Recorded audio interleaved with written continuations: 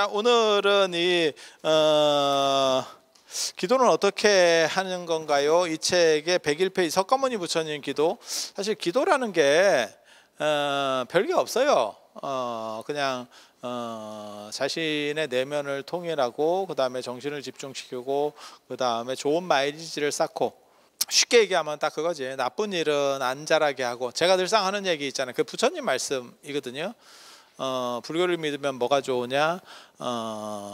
이미 생긴 선은, 좋은 것들은 늘어나고, 그 다음에 아직 생기지 않은 선은 발생하고, 그 다음에 이미 생긴 악은 줄어들고, 아직 발생하지 않은 악은 사라지게 된다.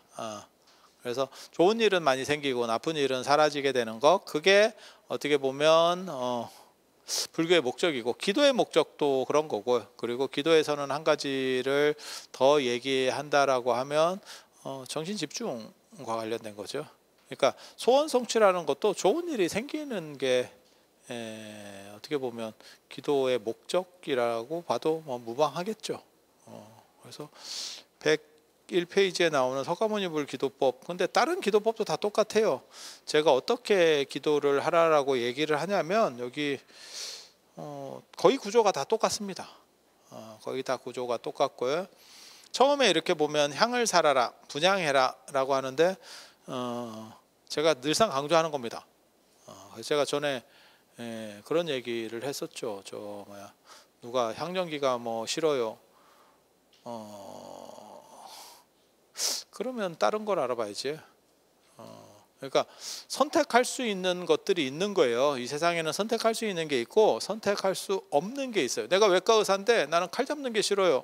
야, 그러면 다른 직업을 알아봐야지. 왜 그걸 뭐 어떻게 하라고? 난 목욕탕 하는데 나는 난 물 저게 싫어요. 그럼 물 장사를 하지 말아야지. 그렇게 하면 돼. 그러니까 기도하는데 향이 싫어요. 거의 불가능한 겁니다. 이렇게 얘기하면 이제 뭐 부처님 때도 향을 피웠습니까? 부처님 때도 향을 피웠을 거예요. 향을 피웠을 건데 지금같이 제도화되진 않았겠지. 그러면 안 해도 되는 거 아닙니까? 그러면 말이 또 맨 처음으로 돌아가는 거죠. 태초에 향이 있었냐? 이제 이 말이 나오는 거죠. 그럼 태초에 있은 건 뭐냐? 똑같은 얘기예요. 그러니까 제가 얘기하잖아요. 어떤 문화라고 하는 것은 의미부여고, 거기에서의 의식을 만들어내는 거예요. 결혼식도 그런 거고, 졸업식도 그런 거고, 뭐 신년 할애식도 이런 거고, 다 그런 거예요. tan군 때 신년 할애식 있었습니까? 어떤 사람이 예를 들어서 직장 생활을 하는데 신년 할애식입니다. 1월 5일 날 출근해서 신년 할애식을 했더니 tan군 때 있었습니까? 퇴사하시면 됩니다. 그냥 퇴사하시면 됩니다. 그래서 이런 거는 따질 수 있는 게 아니에요. 내가 만든 것도 아니고 예전부터 계속 이렇게 해왔던 겁니다. 언제부터 했느냐? 저도 잘 모르겠는데, 기원은 이집트를 기원으로 하는 거고, 한반도의 기원은 순도스님, 아도스님, 아도기라초에 나옵니다. 삼국유사 아도기라초에. 그렇게 해서 그쪽에서부터 시작을 해서, 그러니까 불교 초전기에서부터 이 향 얘기가 나오고, 향은 불교를 타고 들어와서 신명과 통한다라고 하는, 그래서 중국 문화가 아니다 라는 이야기도 했었고, 그래서 서쪽으로도 넘어가서 천주교에서도 향을 가지고 미사 집전할 때 하는 거고. 근데 나는 향연기가 싫으니까 미사 집전할 때 신부님 향을 안 피웠으면 좋겠어요. 안 오면 됩니다. 야, 이거 근데 불교는 그렇게 얘기를 하는 거야. 신도가 나는 목이 아파서. 근데 더 웃긴 건 스님도 그 얘기를 해. 스님도 그 얘기를 해. 난 뭐 이런 집단이 있나 싶어요. 예를 들어서 신부가 미사 집전을 하는데 내가 그 양명기가 싫어. 야, 그러면 신부를 그만둬야지. 신랑의 신랑. 이런 거 재밌는 거였는데 반응을 안 보이네. 이 양반들이 저녁 때니까 경직됐어. 그래서 향 먼저 피우고 향을 가지고 기원을 하는 겁니다. 그래서 내 기원이 불보살님에게 전달될 수 있도록, 그러니까 그냥 기도만 한다고 해결되는 게 아니고 그러니까 뭐 그런 거죠. 공부를 열심히 했어요. 그런다고 좋은 직장에 취직하느냐? 그건 아니죠. 그럼 뭘 해야 되느냐? 내가 실력을 갖추고 어느 정도 가졌으면 그것을 통해서 직장을 알아봐야죠. 그건 다른 문제예요. 그러니까 내가 열심히 하는 거하고 그것이 전달되느냐는 다른 거라니까. 그래서 제가 그런 얘기 하는데 많이 안다고 꼭 말을 잘하는 것도 아니고, 그리고 우리나라 정치사에도 보면 되게 재밌는 게 있어요. 약간 문제가 생길 때 보면 전문가가 잘하는 사람 교수 시켰는데 그런 사람을 장관을 시키잖아. 나라를 뒤집어요. 그러니까 잘 모르면, 차라리 자기가 잘 모르면 이게 내가 좀 딴 사람한테 물어봐야 되나 이런데 지가 전문가야. 전문가인데 문제는 현실과 이 논리 구조가 약간 다르지. 이론과 현실이 좀 다른 거지. 근데 거기에 안 맞았을 때 일반 사람 같으면은 이걸 내가 좀 바꿔가지고 뭘 어떻게 하면 되지 않을까라고 생각을 하지만 전문가니까. 전문가니까 고집이 있어요 또. 그래서 고집대로 계속 하다 보면 나라가 가지. 그래서 그런 부분들이 있는 거죠. 그래서 이런 것들은 문화적으로 축적된 거예요. 그러니까 예를 들어서 이런 얘기는 얼마든지 할 수 있어. 전 세계에서 우리나라 숟가락 같은 걸 쓰는 거 우리나라밖에 없지. 일본이나 중국 우리나라 숟가락 안 쓰지. 걔네 약간 탕 같은 거 먹는 거 쓰지. 맞잖아요. 그러니까 어떤 사람이 그러는 거야. 또 예를 들어서 꼭 숟가락을, 밥을 먹을 때 숟가락을 써야 됩니까? 우리 전통적으로 써왔는데 이러면 당군이 숟가락 썼습니까? 그냥 미친놈입니다. 그냥 그건 미친놈입니다. 그냥 그렇게 생각하시면 돼. 그래서 이거 숟가락 문화도 사실 되게 재밌는데, 젓가락을 쓰는 문화권이 있고 칼하고 몇 개 없습니다. 우리가 쓰는 식기가 사실은 종류가 많은 것 같지만 이게 도구 숟가락, 젓가락, 포크, 나이프 몇 개 없어. 그리고 숟가락은 전 세계가 통일되지 않았어. 약간씩 달라. 무엇을 떠먹느냐의 차이거든요, 그게 사실. 그래서 우리는 깊이가 별로 없잖아. 그러니까 이게 국물 먹기는 사실 약간 불리하지, 그지? 예. 맞잖아요. 뭐 숟가락 한두 번 써본 것도 아닌데 왜 그래? 그래서 참고로 말씀드리면 저는 숟가락 거의 잘 안 써요. 저는 밥 먹을 때 숟가락을 거의 안 쓰지 않습니다. 그래서 내가 저는 그냥 다 젓가락으로 쓰는데, 그게 제가 여러분이 잘 몰라서 그러는데 제가 지금 굉장히 약간 꾸지리해졌지만 어렸을 때는 나는 내 숟가락 아니면 밥을 안 먹었던 사람이고 다 이게 있어요. 다 내 거라는 게 뚜렷하게 있어. 그래서 내가 친척집이나 식당에 가서 밥을 못 먹었어요. 다 내 거여야 되기 때문에. 이게 놀랍지. 내가 그런 사람이었다는 게 놀랍지. 어디 가서 깨졌냐면 군대 가서. 군대 가서 이게 인생이구나. 이렇게 살다간 죽을 것 같다.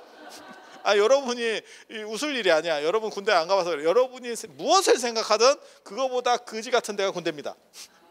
곱하기 20 정도 하시면 됩니다. 저도 그냥 만만히 보고 갔다가 이런 게 인생이구나. 거기서 제가 무분별지를 많이 터득했지. 원효가 됐지. 무해하게 된 거야. 나 군대 가기 전에 김치도 안 먹었어요. 그리고 젓가락만 갖고도 돼요. 아마 지금 국은 건더기만 먹고 맨 마지막에 마셔요. 그리고 국을 잘 안 먹습니다. 제가 국 잘 안 먹습니다. 뭐 그 사람마다 좀 다른 거니까 별거는 없어. 근데 일본 사람들이 원래 젓가락만 쓰지. 그리고 일본 국에는 건더기가 없기 때문에 미소식국 이런 거 보면 건더기가 거의 없어요. 그래서 한 바퀴 휘 저어서 마시기가 용이하도록 되어 있지. 우리가 숟가락을 잘 쓰는 이유는 사실은 식기가 뜨겁고 컸기 때문에가 영향을 주거든요. 찌개나 이런 거는 거의 영향이 없었고, 왜냐하면 찌개는 한국전쟁 이후쯤부터 이게 본격적으로 나오는 거예요. 찌개는 식재료가 너무 많이 들어가기 때문에 제대로 먹던 음식이 아니에요. 그거는 조금 약간 풀린 뒤에, 먹을 게 좀 많이 늘어난 뒤에 발전하는 음식이고, 그전에는 콩나물국 같은 게 오래된 거예요. 재료 더럽게 조금 물만 넣어가지고 그냥 물이지. 콩나물국이라는 거는 콩나물국이라고 우리가 관념적으로 이해하는 물이지. 그리고 더 웃긴 건 콩나물 자체도 대부분 물이야. 아니, 그렇지 않아요? 생각해 보면 거의 대부분이 물인 애를 물에다 넣어서 끓여서 먹어. 와, 참 진기하지. 식재료 진짜 안 들지. 묵국도 그런 거 아니야? 그리고 국을 먹는다는 게 약간 춥다라는 의미도 있고, 그리고 또 한 가지는 그래서 이제 열을 보충하는 방식이고, 그 다음에 식재료가 부족한 거예요. 그러니까 물배 채우는 거예요. 요즘으로 얘기하면 물배 채우는 겁니다. 그래서 숟가락 문화나 이런 것도 사실은 생각해 보면 되게 재미있는, 저들은 무엇을 먹었을까에 대한 생각. 그리고 생각보다 손으로 먹는 나라가 굉장히 많아요. 인도만 손으로 먹는 게 아니고, 그래서 뭐 어떤 사람이 손으로 먹어? 그러면 뭐 걔네는 그렇게 하는갑다. 우리가 그렇게 생각할 수 있는 거지. 예를 들면 그 다음에 서양에 갔더니 걔네는 뭐 칼로다가 쓸어 먹고 뭐 어쩌고 있는 거야. 걔네 건 쓸어야죠. 젓가락으로 찢기는 좀 그렇지. 우리는 찢기 쉬운 거가 대부분 있고, 걔네는 고기니까. 아니, 맞잖아요. 그거를 젓가락으로 이렇게 찢기가 너무 어려운 거 아니에요? 그리고 걔네 중세나 이런 때까지 다 그냥 손으로 먹었죠. 그래서 그런 얘기 있잖아요. 로미오와 줄리엣은 손으로 뜯어 먹었다. 그래서 둘이서 먹으면 막 개걸스럽게 먹으면서 이렇게 쓸 거라는 거 아니야. 왜 그래? 그래서 문화라고 하는 건 어차피 가설되는 거지, 그게 태초부터 존재했습니까? 라고 말하는 거는 그건 진짜 무식한 거예요. 그리고 그렇게 전통으로 내려오면 그것을 일단 수용하는 겁니다. 그래서 이게 네가 그렇게 할래라고 하는 게 아니야. 한국에 태어나면 그냥 한국말을 수용하는 거지, 어린애가 저는 한국말 배우기 싫습니다. 엄마가 한국말을 가르치니까 나는 한국말이 싫어요.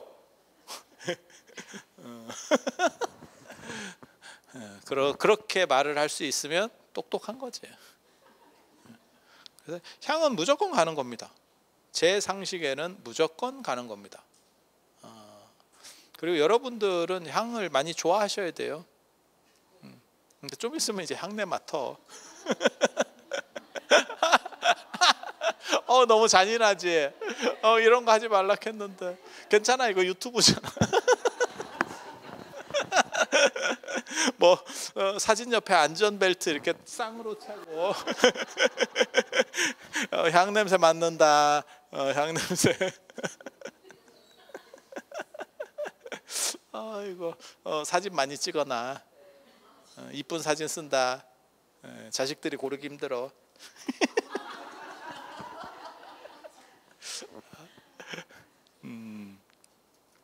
자, 그래서 먼저 향을 다루는 거고, 이 향 문화가 불교를 타고 들어왔지만 얼마나 강력했으면 유교까지 다 점령한 거예요. 그러니까 유교에서도 많은 부분은 불교 거를 이렇게 배척하거든요. 왜냐하면 각 종교가 영역이 다른데 다른 종교 거를 받아들이는 게 가오가 무너지잖아. 아니, 그렇지 않아요? 그러니까 그런 것들을 다 배척하기 마련인데, 향은 유교에도 쑥 들어갔죠. 그리고 동아시아에서 이 향이 얼마나 매료를 시켰냐면, 이거 꼭 유교가 아니더라도, 유교나 불교가 아니더라도 제사상에도 다 향이에요. 그렇지만 그거 아니더라도 지금 뭐 현충원에서 하면 대통령 뭐 이렇게 하고 향 다 하잖아요. 그러니까는 종교를 초월해서 이게 가장 기본적인 어떠한 의례를 하기 위해서는, 그리고 이게 왜 그러냐면 이게 주변을 정화한다라고 하는 의미가 있어요. 그러니까는 천수경 하면 정구업지는 네가 지금 입을 털려고 하기 때문에 입부터 뭔가 정리를 해라고 하는 거거든 지금. 그리고 이게 모든 종교에 있어요 사실은. 그래서 재개할 때 보면 입을 헹구고 뭐 이런 것들이 다 있다니까. 입 헹구고 손 씻고. 그래서 제가 이슬람에도 그게 있다 그랬잖아. 모스크 주변으로 해서 수도꼭지가 쫙 있고 발 닦고 손 씻고 입 헹구고 들어오는 거고, 정 없으면 모래로라도 하고, 이런 시설들이 다 있고, 절에도 냇물을 건너게 하는 것도 그런 의미들이 그 안에 내포되어 있는 거고, 그러니까 깨끗하게 부정한 걸 털어내고 들어와라고 하는 거고, 그렇게 해서 들어왔는데도 불구하고 이 안에 좀 이렇게 좀 안 좋은 게 있어라고 하면 그것을 향으로다가 이렇게 해서 쫓아내는 거예요. 마치 빛이 어두움을 없애듯이 그렇게 해서 기본 주변을 다 단돌이 하는 겁니다. 그래서 부처님도 그것 되게 재밌지.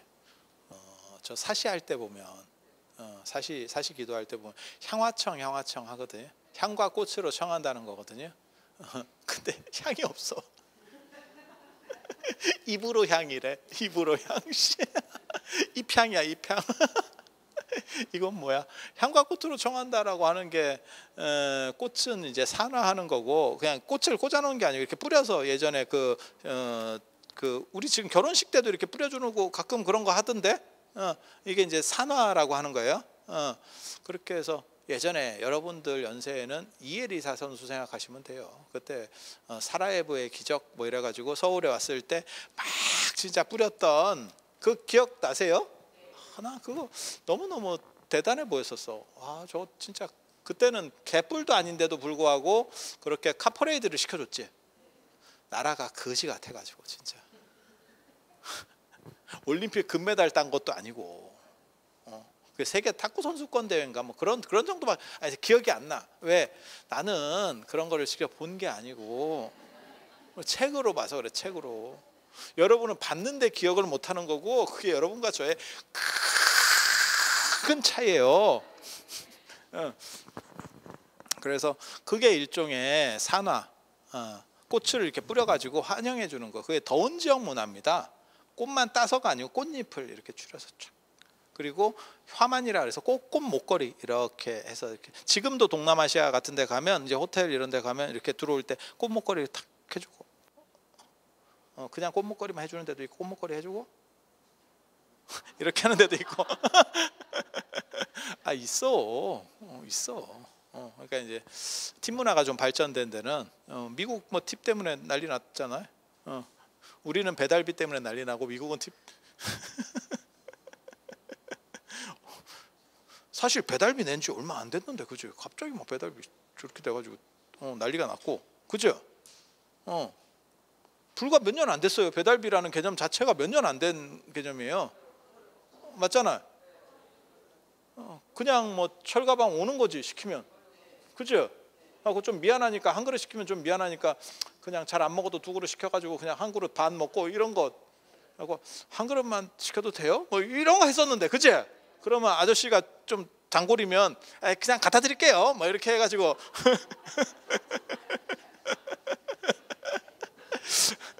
내가 대학원 다닐 때 그 굉장히 유명한 거 있었는데, 그 아는 스님이 이렇게 방에 왔는데, 내가 중국집을 시켰는데 갑자기 치매가 와가지고 주소를, 내가 매일같이 거기서 시켜 먹거든.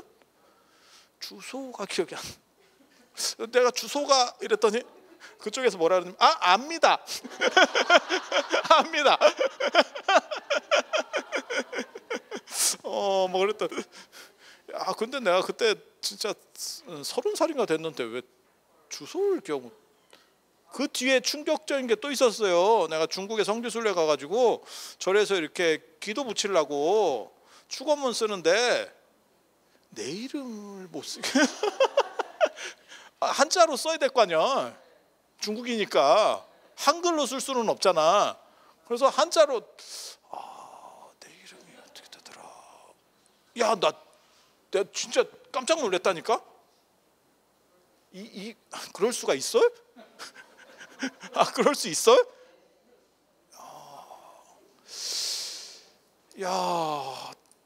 근데 제가 전에 우리 선생님이 그랬거든요. 우리 선생님이 그 대만대에서 유학하시고 그래가지고 한문을, 그 선생님은 우리 같이 한문을 하는 게 아니야. 우리는 한문을 하면 초등학생이 국어책 읽듯이 한문을 하거든요. 여러분 초등학교 때 국어책 읽듯이 이렇게 가요. 뭔 뜻인지 아시겠죠? 근데 그 선생님은 굉장히 한자에 익숙해 하기 때문에 이걸 이렇게 본다는 거거든요. 뭔 뜻인지 아시겠어요? 그러니까 굉장히 익숙한 분이거든요. 근데 정년 때쯤 됐는데 한 63살 정도 되셨을 거예요. 그때 막 설명을 하다가 그게 저 뭐야 서경의 증민편 아니 시경의 증민편 설명하는 거였는데 나한테 그러는 거예요. 스님 찔증자 어떻게 쓰지? 찔증자? 야, 당신이 기억이 안 나. 하고 칠판 앞에서 찔증자 뭐 이러면서 막 짜증을 내더라고. 하고 내가 속으로 뭐라 하냐면 저거 선생님 술을 너무 많이 드셔가지고 저렇게 된 거 아니요? 스님 막 이러면서 내가 그때 반장이었거든.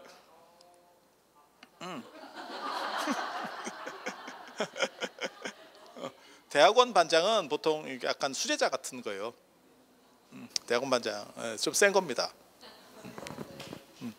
그래서 근데 돌아가셨어. 나중에 술을 너무 많이 드셔서 그래. 그래서 야 저게 저렇게 되는구나. 내가 그때도 그랬는데 내가 중국 가가지고 이름을 못 쓰니 이름 한자를 이게 뭔가 축원을 못 올리겠네. 야 너무 슬프지. 난 너무 슬퍼. 그래서 좀 안타까운 거지. 안타까운 거예요. 그래서 향을 먼저 아무튼 일단 사르고, 향이라고 하는 거는 보편적으로 다 이렇게 딱 내려오는 어떤 기준이에요. 처음 시작할 때 향 딱. 그리고 향화청도 지금까지 계속 하는 거예요. 그래서 예전에는 향으로다가 고구려 고운벽화에 남아 있습니다. 대단한 사람이 가거나 뭐 큰 스님을 초청할 때는 앞에서 향로를 딱 들고 가요. 그래서 길을 딱 그 향으로다가 쓸어준다라고 하는 의미가 있어요. 지저분한 것들을 싹 쓸어준다. 그리고 그런 문화로 인해서 부처님께서 이 도량에 강림하기 위해서 향과 꽃으로 청을 올리는 거예요. 딱. 근데 부처님께서 내려오시려고 그 도량에 내려오시려고 했더니 야 향이 없네. 향으로 청한다고 그러는데 네가 향을 안 피우고 내가 음식 많이 차렸어요. 이번에 한번 오실래요? 근데 가니까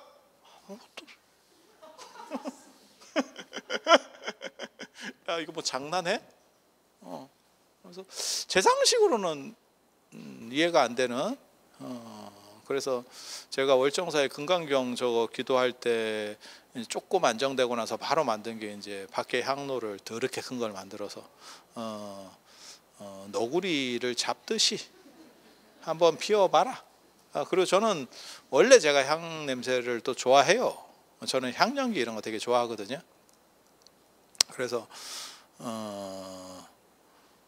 중국절에 가면 지금은 좀 없어졌어요 중국이. 근데 예전에 그런 난 서우 영은사 이런 데 갔을 때 그 느낌이 진짜 안개 속에 있는 절 같아.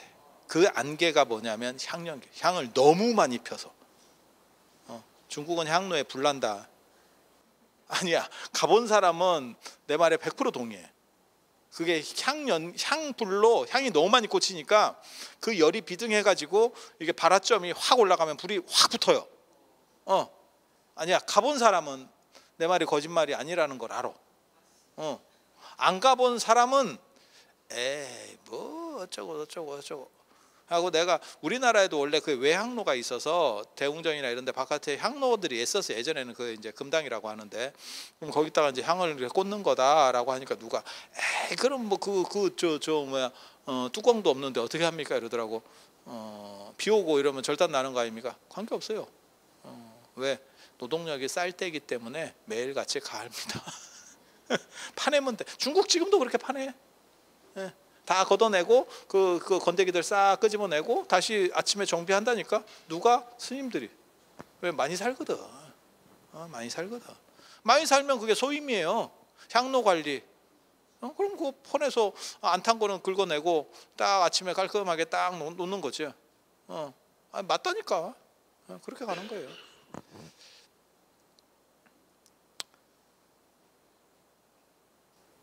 그리고 이 입장 시간이 마감 시간이 있는 절들이 있어. 관광사찰에는 중국에. 이제 소림사 예전에 갔을 때 그 소림사 마감하니까 향 막 이 팔뚝보다 더 두꺼운 거 막 쫙 꽂혀져 있는 거 있거든요. 내가 그래서 유심히 봤거든. 저거 어떻게 하지? 저거 마감돼도 계속 탈 것 같은데. 장작 쌓기 들어갑니다. 장작 쌓기 들어갑니다. 그래서 내가 저거는 확실히 저런 거는 좀 배울 만하다라는 생각을 내가 했어. 왜냐하면 그렇게라도 태워주는 거예요. 다 태워주는 거예요. 근데 우리나라는 그걸 거꾸로 꽂아가지고 버려요. 나 그거 굉장히 내가 싫어하거든. 제가 전에 그 얘기 안 해드렸나? 금강경 이번에 기도할 때도 가보니까 꺼져 있는 것들이 여럿 있어서 내가 그걸 다 혼자서 이렇게 해가지고 그 향들을 잡아뜨리면 되거든. 쭉 잡아뜨려 놓으면 이게 옆으로 타요. 그 위에다가 쌓기만 하면 돼. 들탄 거 일일이 다 불 붙여주기 힘드니까 쭉 가면 거기서 차 타서 올라와요. 저는 향 같은 거 향로에서 뺄 때는 버리는 게 없어. 다 태워. 그리고 향로도 제가 관리할 때가 있거든요. 그러면 향로에서 그 들탄 거 너무 깊이 꽂아가지고 들타는 거 있거든. 젤을 가지고 하면 다 속에까지 타요. 근데 너무 깊이 꽂는 사람이 있어. 그러면 걔가 숨 막혀서 못 타. 그러면 그거 이제 나중에 한 번씩 긁어내거든. 긁어내면 그거를 버리는 게 아니고 다 태웁니다. 우리 다 태웁니다. 그런 의식은 제가 좀 약간 옛날식이에요. 사람은 요즘 사람인데 이게 굉장히 옛날 방식이거든요. 이렇게 해주는 게. 제가 얘기했잖아. 우리는 축원문이나 뭐 이렇게 그런 거 오는 종이는, 그러니까 택배 종이는 그냥 버리는데, 주소가 써 있어도 그냥 버리는데, 축원문이라든지, 그러니까는 부처님 오신 날 등에 꽂아진 그런 종이들 있잖아요. 그거 다 소각이에요. 원칙적으로 소각입니다. 그런 거 다 소각. 그래서 그게 그런 저런 거는 저는 그게 맞다라고 생각하는 사람이라서 그래요. 그걸 저거에다가 버린다는 거는 좀 분리수거한다는 거는 내 사고에서는 있을 수가 없어요. 몰라, 뭐 내 죽고 난 뒤에는 어떻게 될지 모르겠는데, 내가 있을 때까지는 그 정성을 들여서 저 사람들이 저렇게 한 거고, 물론 당신이 글을 쓴 건 아니야. 하지만 그걸 내가 부처님한테 올렸던 건데, 저거를 분리수거한다는 거는 그냥 내가 좀 귀찮고 말지 라는 생각을 가지고 있어요. 그런 거는 생각보다 제가 잘 지키려고 노력하는 거예요. 그래서 향도 최대한 태우려고 들탄 게 있으면 그래서 그런 노력들은 기본적으로 해줍니다. 그래서 그 다음에 향 태우고 난 뒤에 3번 절을 하고, 다 그렇게 하잖아. 예라고 하는 게 향부터 꽂고, 제사도 절하고 향 꽂지는 않잖아. 향 꽂잖아. 그죠? 그렇게 절하고, 그 다음에 발언, 이게 중요해요. 뭘 하려고 하는 이 생각. 그래서 저는 향 피울 때도 향에다가 향을 이렇게 이마에다가 대거든요. 제가 향 피울 때 이렇게 보면 그게 내 생각을 거기다 넣는 거예요.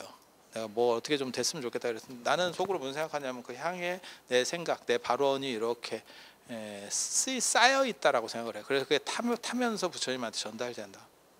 그러니까 향은 2가지예요. 메신저의 역할, 불보살에게 전달해 주는 역할. 그거는 삼국유사 아도기라조에 나오는 거고, 아도기라조, 순도조려조인가? 모르겠다. 뭐 아무튼 삼국유사에 나와. 그래서 신명과 통하는 거고, 향은 신명과 통하는 거고, 신명 중에서는 불보살보다 대단한 게 없다. 이렇게 기록에 나와. 그래서 메신저 역할을 하는 거고, 그 다음에 또 하나 요소는 뭐냐면 주변을 정화, 지저분한 것들을 쓸어주는 역할. 그래서 고구려 고문벽화에도 큰 스님이나 임금이나 뭐 대단한 사람, 이렇게 제후나 이런 사람 가면 이렇게 맨 앞에 향로를 딱 들고 가요. 그리고 지금도 뭐 이윤 같은 거 하고 이렇게 대단한 거 하면 앞에 향 먼저 딱 합니다. 그 정성이지, 정성. 기본. 그리고 기도나 뭐 이런 거 다 그런 것 같아요. 정성이 기본은 있어야 돼요. 그게 이루어지는 것도 중요하지만 내가 어떤 자세를 통해서 해서 내가 어떻게 변화되느냐도 중요하거든. 그리고 저는 이게 내가 변화되는 게 더 크다라고 생각해요. 이루어지는 것보다. 왜? 그 이루어지는 것은 확률이 그렇게 높지 않아. 그거를 목적으로 하기에는 너무 힘들어. 근데 그러한 과정 속에서 내가 변화된다면, 그러니까는 예를 들어서 여러분이 운동을 하세요. 연세가 드시니까 이제 운동을 하세요. 그렇게 해서 여러분들이 무슨 뭐 그럼 내가 동네 조기 축구에 나가갖고 내가 뭘 해야겠다. 아니 그거를 목적으로 하지 말고 일단 내가 건강한 자체를 목적으로 제일 목적으로 삼고 그걸 통해서 좀 더 좋은 쪽으로 발전할 수 있으면 더 좋고 이렇게 봐야지.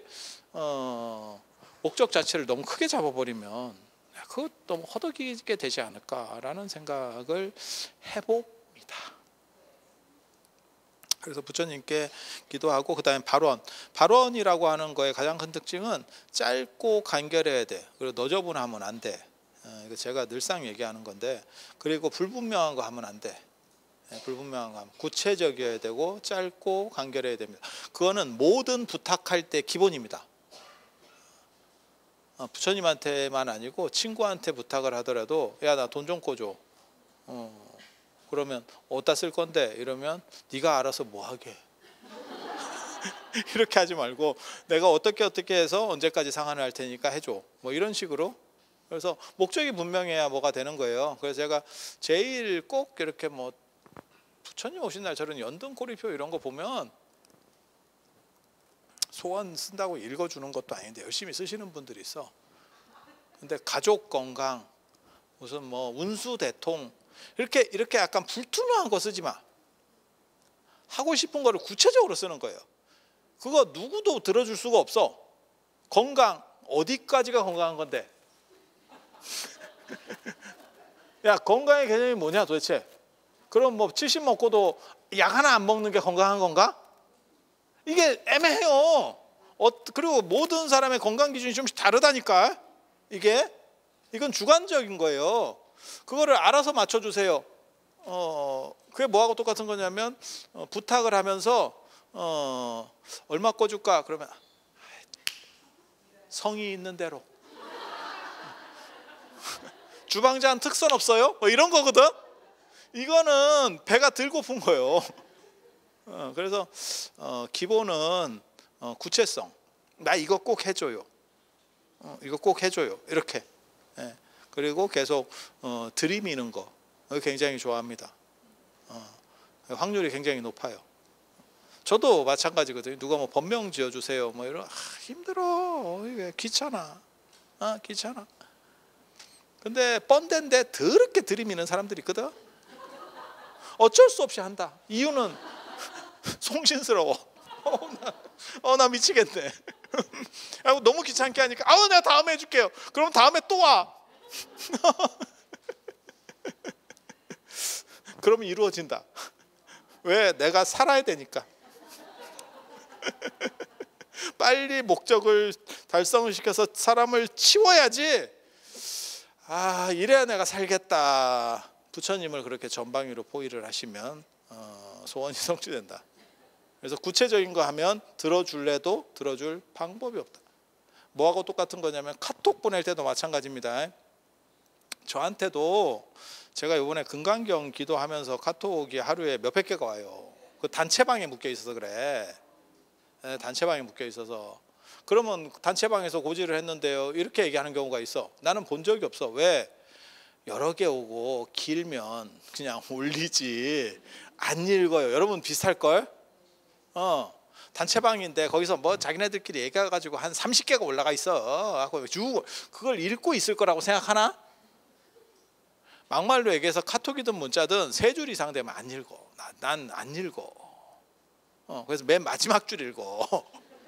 그러니까 한두 줄로 보내. 그게 읽을 확률이 있는 거예요. 나만 이러지 절대 않을 겁니다. 내가 왕따라서 하루에 카톡이 한 번 와요. 한 페이지라도 읽을 수 있을까요? 여러분도. 근데 여러분도 하루에 수십 건이 와. 물론 겁나 센 놈이 보냈어. 그러면 읽겠지. 근데 그런 사람은 절대 길게 안 보내. 센 놈의 특징은 왜? 자기도 귀찮거든. 그리고 또 어른들이 보내면 긴데 맞춤법도 틀렸고 뭐 다 틀려. 왜? 눈가리가 안 보여.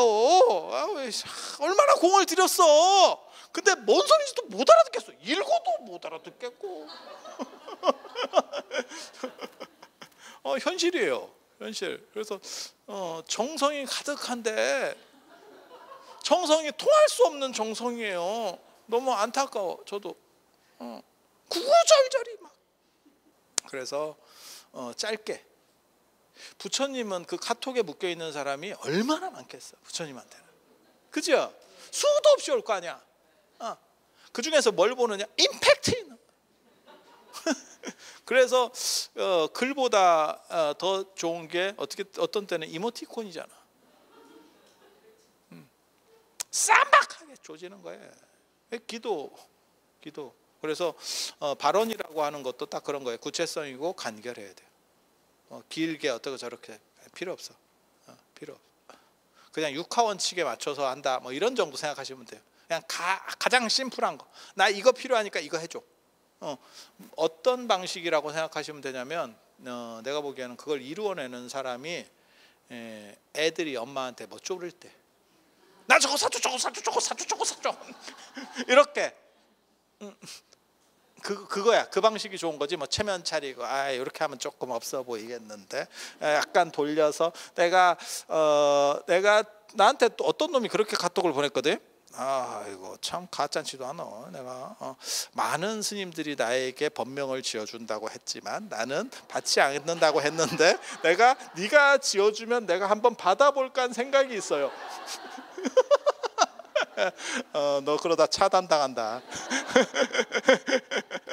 야, 이게 부탁하는 놈의 자세인가 싶어. 이게 부탁인가 명령인가 이게 뭔가. 별 사람 다 있어. 그래서 제가 보기에는 어린애 같이 하는 게 제일 잘 먹혀요. 대학을 지명해도 되고 전공을 지명해도 되고 자신이 없으면 전공을 지명해도 되고 전공 정도는 고3 정도면 생각을 하지 않을까? 대충 어느 정도는 생각. 고3 2학기인데 전공을 생각 안 했어요. 그러면 인생이 평안한 겁니다. 랜덤 박스 사는 거랑 비슷한 거지. 이거는 운에 맡겨 보겠습니다. 자, 이거 뭐 뽑기. 자, 돌려 돌림판 뭐 이러면. 그래서 발언은 구체적이어야 된다는 거. 그리고 여기 책에 보면 제가 그렇게 써놨잖아. 부처님이 계신다고 생각하고 얘기해라. 딱.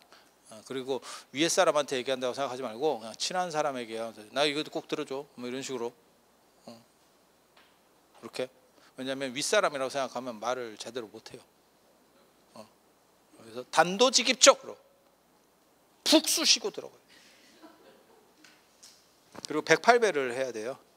108배를 하라고 하는 이유는 뭐냐면 108배가 이제 장점이 있고 단점이 있어요. 하나는 장점은 뭐냐면 너무 무리하지 않게 조금 이렇게 부드럽게 잘 좋은 조건에서 하면 운동이 돼서 이게 유산소 운동이 돼서 몸이 건강해지고 너무 막 무리하고 과도하게 방석도 없이 이렇게 하면 잘못하면 무릎이 나가요. 그리고 제가 늘상 말씀드리잖아요. 다른 데 연세가 이제 오래 사는 시절에는 무릎이 굉장히 중요하다. 못 다니면 난리가 나니까. 아니 그렇잖아. 그리고 무릎 나가면 다니기가 귀찮으니까 앉아 있고 앉아 있으면 뭐 주워 먹고 싶고 주워 먹으면 찌면 다니기 더 힘들고 그러다 안진뱅이 비슷하게 돼요. 집안에서 왔다 갔다밖에 못 해요. 맞다니까. 그래서 이 무릎 굉장히 중요하기 때문에 무릎이 다치지 않는 선에서 하는 게 굉장히 중요해. 그래서 최대한 푹신하게 잘 깔아놓고 규칙적으로 너무 막 빨리 하고 과도하게 하고 예전에 나 그런 거 있었어. 내가 통도사에서 행자 생활하는데 거기는 예불전에 108배를 하거든요. 근데 와씨 이러면 얼마나 죽비를 빨리 치는지 진짜 108배 하는데 한 3분인가 4분인가 뭐 하는지는 나도 잘 모르겠어. 근데 방석이 없어요. 행자에서. 그래서 나뭇바닥에서 했는데 108배 딱 한 번 하고 무릎이 나갔어요. 무릎에 이렇게 까졌어. 속도가 너무 빠르니까. 근데 내가 놀라운 기적을 봤어. 인체의 신비 이런 거구나. 내가 그때 그거 봤어. 거기가 이제 까져가지고 했는데 그 까진 상태로 이제 행자복이 떡이 지는 거예요. 거기 이제 진물이 나오고 막 이러니까. 근데 그걸 계속 반복하니까 일주일 지나니까 낫더라고. 우리는 싸매고 보호해야 난다고 생각했는데, 근데 지금은 안 났을 거야. 그때는 젊었어. 지금 그러면 골로 갑니다. 그래서 여러분 조심하셔야 돼. 근데 108배를 하라고 하는 이유가 있어요. 사실은 여기서 이유는 뭐냐면 사람이 긴장을 좀 풀어야 돼요. 너무 막 뭘 생각을 하고 이러면 기도가 잘 안 돼. 에너지가 순일하지 않아. 그래서 맨 처음에 한번 흐트러주는 역할을 하는 거예요. 약간 108배 정도 하면 약간 노곤하고 약간 이렇게 힘들어. 정신 집중이 잘 안 돼. 그 상황에서 긴장을 풀고 정근을 하면서 집중을 들어가는 거예요. 그래서 육체적인 거를 한번 풀어주는 거예요. 그러니까 뭐가 똑같으냐면 우리 그 야구 같은 거 보면 투수 이제 교체하려고 그러면 걔가 이렇게 계속 옆에서 던지고 있거든요. 그거 한다고 생각하시면 돼. 이게 지금 그 역할이라고 생각하시면 돼. 갑자기 우리 생각으로는 갑자기 그냥 투입돼 가지고 하는 게 더 힘이 나지, 그걸 뭐 몸을 옆에서 풀고 있어야 돼요? 라고 하는데 보면 교체해야 되는 거 아닙니까? 뭐 이러면 벌써 어떤 놈이 풀고 있어. 아니 맞잖아. 그래서 그거 한다라고 생각을 하시면 돼요. 그래서 이게 몸을 풀어서 이완시키고 그걸 정신을 잘 집중할 수 있도록 하는 거예요. 그 다음에 정근 들어가는 거예요. 그래서 정근하는 방식은 두 가지. 부처님을 생각하면서 정근하는 것도 있고, 힘들어요. 부처님 생각하면서 정근하는 게. 그래서 예전에는 불상을 놓고 할 때도 있고 불화 같은 걸 놓고 할 때도 있어요. 그런 이제 반주산매 뭐 이런 거 할 때, 아니면 저 관무량 수경할 때도 내가 그런 방식이었는데, 어려우니까 그냥 염주 돌리면서, 염주가 숫자를 세는 거거든요. 수주라고도 하고, 그래서 염주 돌리면서 하면 됩니다. 저 같은 경우가 염주를 너무 많이 돌려가지고 여기하고 여기가 굳은 살이, 난 놀랬다니까. 학교 다닐 때 볼펜 잡아서도 안 생긴 굳은 살이 염주 돌리면서, 인생이 이런 거구나. 내가 공부를 얼마나 안 했으면, 보통 이게 다 필기하고 이러면 여기 굳은 살이 배기는데 우리는 그런 것도 없었어. 여러분도 굳은 살 없었잖아. 이게 여러분 붓 썼으니까, 붓을 쓰니까 붓은 여기 굳은 살이 안 생기거든. 이렇게 이 붓 세대들. 그래서 그렇게 연부를 하는 겁니다. 그래서 맨 끝에 이제 천상천하무협을 시방세계영무비 세간소유아진견 일체무협을자, 천상천하의 부처님 짱입니다. 최강자. 시방, 천상천하라고 하는 거는 공간적이고, 시방세계라고 하는 거는 시방, 방위. 그러니까 천상천하는 수직적인 거, 시방은 공간적인 거, 그러니까 수평적인 거. 거기에서 부처님이 그 세상들을 내가 다 봐도 일체무여불자, 부처님 같은 분은 없습니다. 그게 뭐냐면 약간 이제 아부성 멘트. 잘해 주실 거죠? 이렇게 딱 제가 늘상 얘기하는 거 있잖아요. 아부도 정성입니다. 정성이 있어야 아부 나간다. 정성이 없으면 아부 자체도 안 나가요. 그래서 여러분들은 여러분 박관 양반한테 그런 아부를 하지 않습니다. 차려주는 대로 먹어. 그러고 나서 소원을 108배를 해서 정성을 한번 드리고, 몸을 한번 풀고 정근을 해서 집중을 하고, 그 다음에 아부 한번 때려주고, 부처님 짱이에요. 딱 한번 딱 해주고, 그 다음에 제가 원하는 건요. 이 구조가 부탁할 때도 비슷한 거라고 생각하시면 돼요. 남한테 부탁할 때도. 그래서 한 번 더 소원을 바라고 그 다음에 회향하시면 됩니다. 회향이라고 하는 거는 대승불교에서 나오는 건데, 회향이 다 없앤다는 뜻이 아니에요. 풀어서 없앤다는 뜻이 아니에요.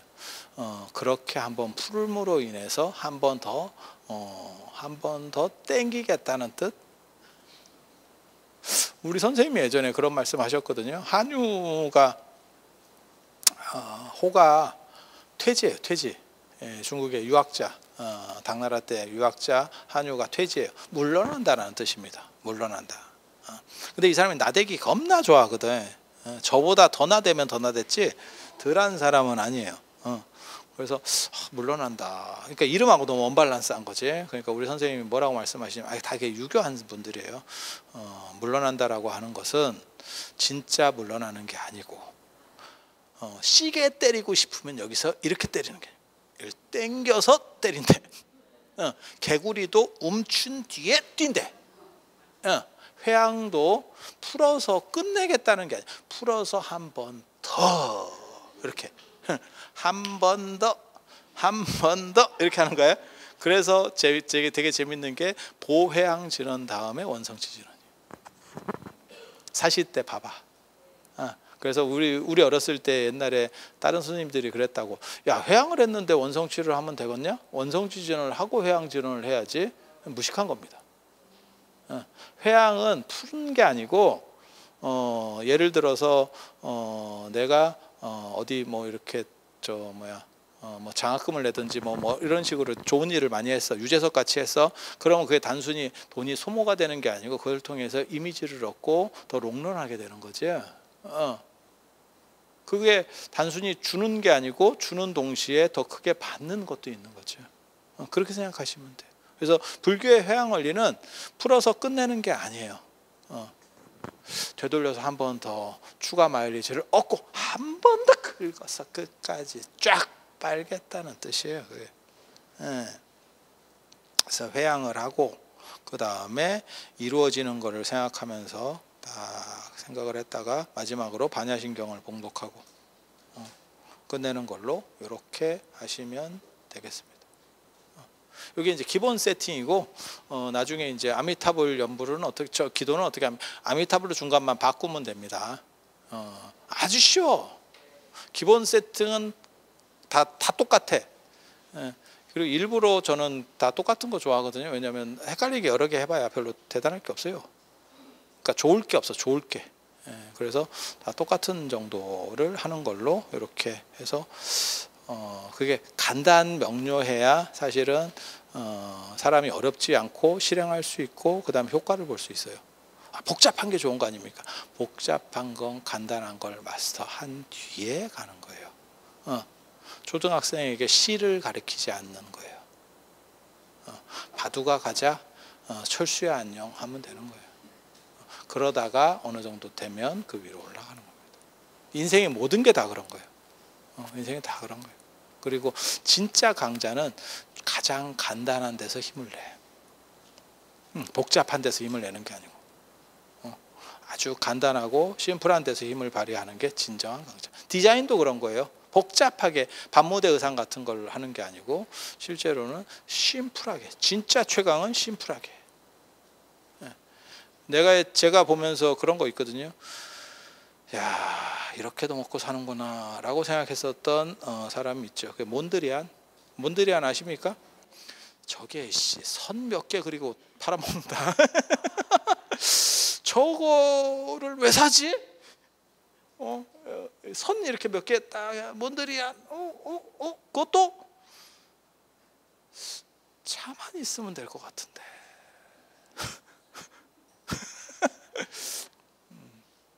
인생이 그런 거예요. 그래서 막 복잡하게 막 뭘 하고 이런 건 좀 떨어지는. 지금 디자인도 그렇죠. 전 세계적인 디자인 다 마찬가지죠. 그러니까 유명한 상표들 다 보면 스타벅스 빼고는 전부 심플입니다. 스타벅스만 지저분해요. 아니 생각을 해봐. 스타벅스 외에는 다 심플이에요. 그럼 옛날에도 그랬느냐? 영국 무슨 뭐 어디 무슨 뭐 국장 뭐 이런 거 있잖아요. 귀족 마크 그런 뭐 방패에다가 뭐 사자도 한 마리 있고 독수리도 한 마리 있고 뭐 이렇게 다 더럽게 지저분했었어. 싹 없어지는 거예요. 그래서 간단한 데서 힘을 내고 간단한 게 보편성을 가지면서 가장 적합한 기술이다. 오늘 여기까지 하고 들어줘서 감사합니다.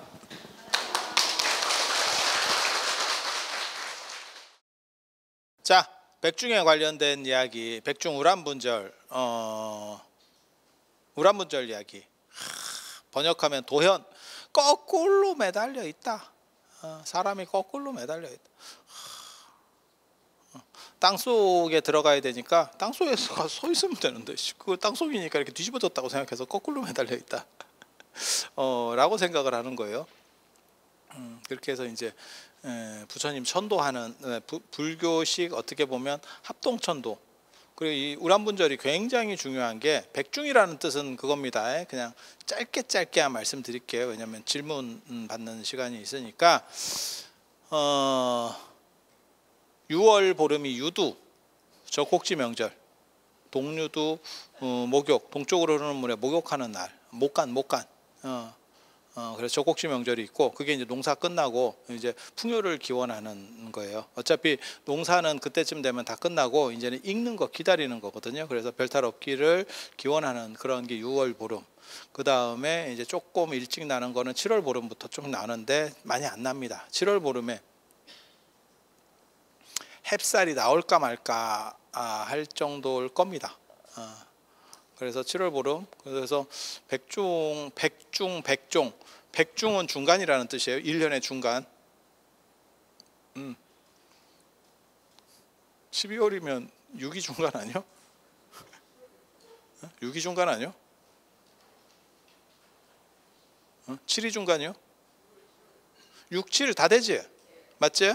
그제? 근데 홀수를 별로 안 좋아하기 때문에 아니 짝수를 안 좋아하기 때문에 홀수로 가는 거예요. 그래서 제가 전에 말씀드렸었잖아요. 우리나라 모든 명절이 홀수가 겹쳐지면 명절이다. 1월 1일, 3월 3일, 그 다음에 5월 5일, 7월 7일, 9월 9일 뭐 이런 식으로 홀수가 겹쳐지면 명절이다. 그리고 전에는 없었는데 10 이상 되면 명절이 아니다. 네, 얘기했잖아요.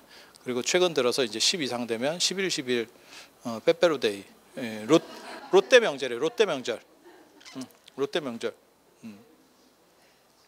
그렇게 해서 그렇게 잡히는 거고, 짝수 명절은 없습니다. 그래서 그게 기수우수라 그래서 짝수와 홀수의 법칙이라고 하는 게 있어요. 그래서 동아시아 사람들은 홀수에 대한 선호가 굉장히 높기 때문에 그래서 그렇게 걸리는 거고, 그래서 7월 보름이 중간이 되는 거예요. 6월 보름도 중간이고 7월 보름도 중간이지만 중간을 7월로 잡는 거래요. 상서로운 그런 것 때문에. 그리고 그거를 100가지 음식이 난다 그래서 백종 이렇게 얘기하는데 100가지 음식 택도 없습니다. 근데 여기가 아니고 이런 절기랑 관련된 이야기들의 상당 부분이 우리가 24절기 쓰는 게 중국의 강남 문화 쪽하고 관련이 돼요.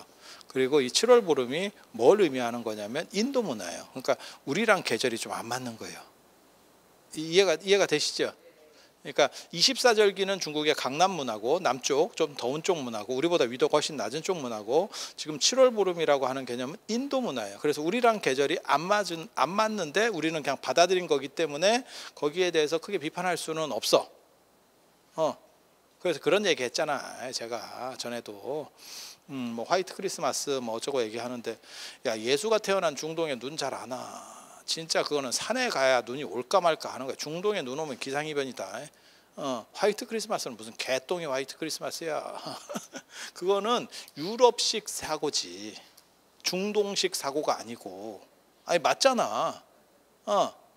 그래서 만약에 예를 들어서 유대가 이스라엘에 12월 25일 날 눈이 왔어요.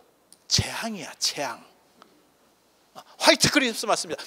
재앙이야. 우리식으로 말하면 뭐 저기 강원도에 뭐 대단한 산불이 났어요. 이런 거 비슷한 거지.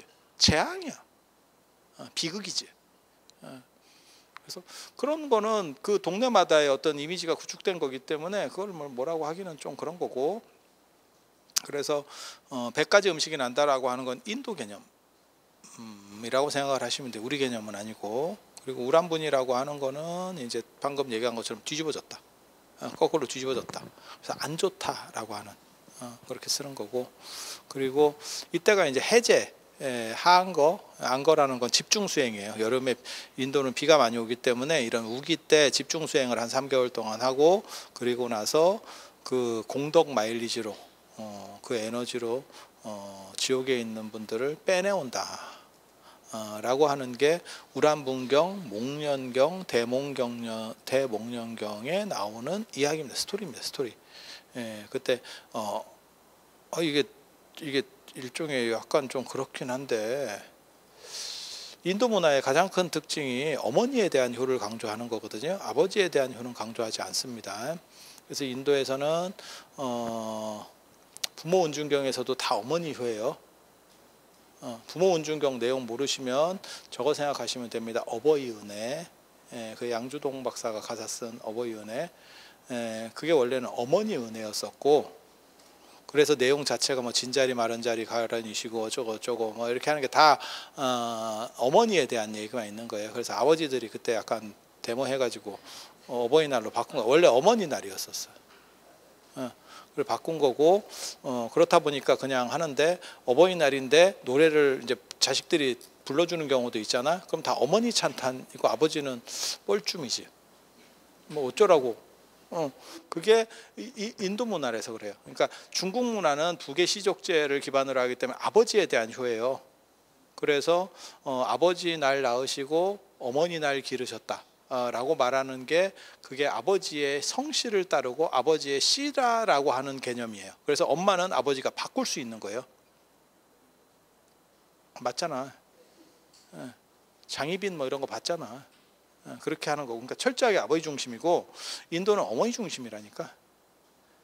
그리고 어머니 중심의 문화들이 있는 게 이제 약간 이렇게 성적으로 자유로운 데가 이런 어머니 중심이 있어. 왜? 아버지가 누군지 잘 모르는 어머니가 누군지 모르는 경우는 거의 없는데, 저번에 저 유튜브가 아니라 그 뉴스 보니까 아주 진짜 그거 미국에서 소송이 걸렸는데 얘가 나를 쉽게 말해서 임신시켜 놓고 책임을 안 진다는 거예요. 그것 때문에 소송이 붙었어. 근데 그 남자애가 뭐라 그랬냐면, 그게 내가 아닌 것 같다 하고 그걸 소송을 걸었네. 그렇게 얘기를 하는 거예요. 그러니까 막 이제 서로 변론을 하는데, 난 변론을 왜 하는지도 모르겠어. 왜? 어차피 유전자 검사 결과가 있는데. 근데 그 판사는 진짜 날로 먹던데. 그 사람들 얘기를 들어. 그 다음에 그 검사표를 꺼내가지고 불일치 끝이야. 그러면 뭐하러 사연 얘기를 들어? 그 불일치예요. 그러니까 어머니는 확실하고, 그러니까 그 여자애가 뭐라고 얘기하냐면, 나 얘인 줄 알았는데. 그러면서 이제 화두를 잡는 거지. 이게 누구지? 이러면서 머릿속에 막 몇 개 생각이 지나가겠지. 얘인가? 근데 확실한 건 2분의 1 지분은 나지. 엄마는. 아니 맞잖아. 그러니까 모계가 강한 게, 이제 연대가 오래 가면, 문화권이 오래 가면 모계 유풍이, 인도 안에서도 모계 유풍이 강한 쪽이 더 있어요. 그래서 사리불도 자기 어머니 이름을 딴 거고, 사리자. 사리가 자기 어머니니까 사리의 아들. 부르나 니다라이자도 마찬가지예요. 부르나 존자도 그게 어머니 이름을, 모계를 따르는 거거든요 지금. 그래서 그런 식으로 더 강력한 쪽도 있고, 하지만 인도는 전체적으로는 중국보다 훨씬 모계 쪽이 더 발언권이 상당히 좀 강해요. 물론 뭐 나중에는 북계 쪽이 훨씬 강해지는데, 그런 문화들이 있어. 그래서 부모 운준경도 그렇고, 그거 내가 밝혔다니까. 그거를 어머니 효가 강력하다라고 하는 걸 내가 얘기했다고. 부모 운준경도 그렇고, 그 다음에 관무량수경도 보면 아버지를 아세세 왕이 이제 죽이려고 하고, 어머니가 행동에 나왔을 때는 못 죽인다니까. 어머니는. 그래서 그게 어머니에 대한 효예요. 그때도 뭐라고 나오냐면, 월광이라고 하는 대신이 어머니를 죽이려고 하니까, 세상에 이게 반정공신인데, 이 사람이 반정공신인데, 아버지 죽였다는 말은 많이 들었어도 어머니 죽였다는 말은 존재하지 않는다. 나는 이거를 반대다. 안 그러면 나는 쉽게 말해서 또 다른 쪽으로 움직이겠다. 이런 식으로 협박을 한다고. 그래서 이게 어머니 죽이는 게 쉽지 않은 상황이었다라는 거 있고, 또 뭐가 있냐면, 오역죄를 보면 살모 살부가 나옵니다. 5가지 큰 나쁜 죄가 있는데, 어머니를 죽인 죄가 먼저 나오고, 그 다음에 아버지를 죽인 죄가 그 다음이에요. 그러니까 어머니에 대한 죽인 죄가 어떻게 보면 더 큰 거예요. 인도 관점에서는, 동아시아 관점에서는 아버지를 죽이는 관점이 훨씬 클걸요. 훨씬 클걸. 패비운 씨 사건 뭐 이런 거 보면 나오잖아. 그러니까 어머니는 언제든지 폐할 수도 있고, 그 다음에 양어머니인 경우에는 왕이 날릴 수도 있죠. 물론 거기에 빌미는 될 수 있지만 아버지를 만약에 날려버리면 그건 감당이 안 되죠. 그러니까 이방원이 아무리 그래도 이성계 눈치를 계속 볼 수밖에 없는 게 상황으로 밀어냈어도 아버지를 날려버리면 이 바닥에서는 안 돼요. 요즘은 뭐 아버지도 날리고 그러더라고요. 예전에 그 있었잖아요. 저 신격호 회장님 뭐 이런 거 보면 저렇게도 사는가 싶은 이런 생각 좀 아니 그냥 내 생각 아버지를 치매로 몰아서 정당성을 주장하는 게 맞나? 근데 우리 정서에서는 아버지가 설령 치매라고 하더라도 그것을 자식이 드러내서 공격하는 것은 올바르지 않다라는 게 전통적인 인식이죠. 우리 아버지 정신이 오락가락해요. 이걸 전국적으로 공표를 한다는 거는 조금 그렇죠. 아이 그냥 하는 얘기요. 그래서 그런 정도 생각이 있고, 그리고 또 나오는 게 지금 목련경, 우람분경이나 대목련경 같은 경우에도 어머니를 구하는 거죠. 아버지는 어디 갔는지 알도 살도 못해. 이게 굉장히 재밌어요. 그리고 어머니는 또 인권 차원에서 좀 안 되는데 어머니 이름이 나오죠. 청제부인 이래가지고 자유부인입니다. 즐겁게 사신 분이에요. 제가 보기에는 참 복이 있는. 그래서 아들 잘 둬서 아들이 이제 무역하는 거죠. 목건년이 출가하기 전에. 그래서 무역을 해서 돈을 이제 어머니한테 좀 갖다 주면 어머니는 이제 법인 카드 하나, 한도 없는 법인 카드 하나 받은 거죠. 아싸리 이러면서 쫙 긁고 댕기고. 그리고 저는 그게 나쁘다고 생각 안 해요. 뭐 그게 그렇게 사는 게 뭐 그것도 재밌잖아. 크게 나쁜 짓을 남에게 해를 주는 거는 아니니까. 그렇게 해서 이제 재밌게 잘 산 거지, 즐겁게.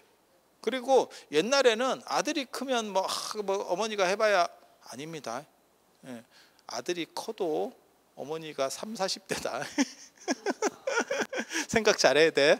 6, 70대 아닙니다. 3, 40대다. 그러면 놀지 않을까? 괜찮겠죠? 70 먹어서 뭐 준바람이 났어요. 야, 뼈 부러지면 안 붙어. 근데 3, 40이면 갈 수 있잖아. 저는 그런 걸 나쁘게 생각하진 않아요. 피해주지만 않으면, 남에게 뭐 피해주는 이상한 행동을 하는 게 아니면 자기 돈 자기가 쓰면서 즐겁게 지내는데 뭐 그렇게 해서 하고, 그 다음에 무슨 좀 약간 굿 같은 것도 하고 이런 식이었었어요. 거기서 뭐 생명을 죽여서 뭐 제사를 지내고 뭐 이것 때문에 나중에 이제 지옥에 가는 거거든. 그래갖고 우리 어머니 내가 돈도 많이 주고 해서 좋은 일도 많이 했을 건데, 이래서 목건년에 한번 이렇게 씩 쉬다 보니까 지옥에서 어머니가 굴르고 있다. 그래갖고 빼주러 사식 넣어주러 간 거죠. 사식은 넣어줄 수 있는데 빼올 수가 없대. 그래서 부처님한테 어떻게 해야 됩니까? 맨 처음에는 그거 있어. 저 대목련경 보면 거기서 나오는데 맨 처음에 사식도 못 들어갔다. 문을 못 닫아. 지옥 문을 못 닫아. 그랬더니 부처님께서 석장을, 고리가 12개 달렸다고 나와요. 석장, 지팡이. 예, 지팡이를 딱 주면서 이게 마스터키다. 딱 줘요. 그래서 그걸로 똑똑 두드리면 지옥문이 열려요. 그래서 그 캐릭터가 지금도 있죠. 그게 지장보살. 그 지장보살이 들고 있는 게 석장이에요. 근데 지장보살 거는 6개짜리입니다. 그래서 부처님 거는 12개인가? 내가 이랬거든. 보통은 6환장이라 그래서 고리가 6개야.